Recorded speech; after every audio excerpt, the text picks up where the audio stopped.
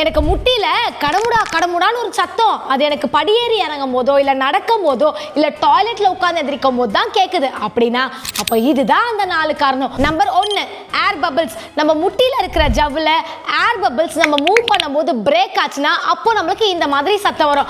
ஆனா இதுல சுத்தமா வலியே இருக்காது. அதனால இது ஹார்ம்லெஸ் பிரச்சனையே இல்லை.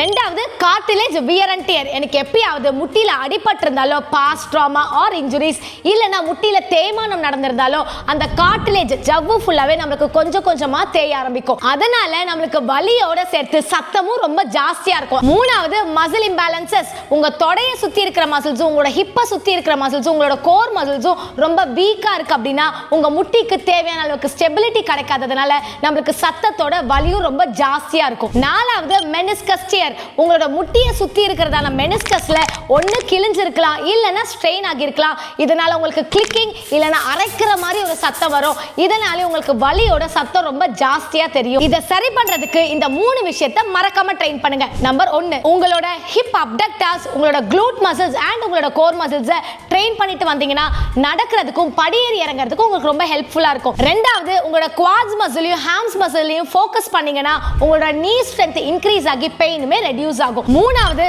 மறக்காம உங்களோட ஃபுட் அலைன்மெண்ட்டை செக் பண்ணிக்கோங்க. And for more updates follow me the ஃபிசியோரா.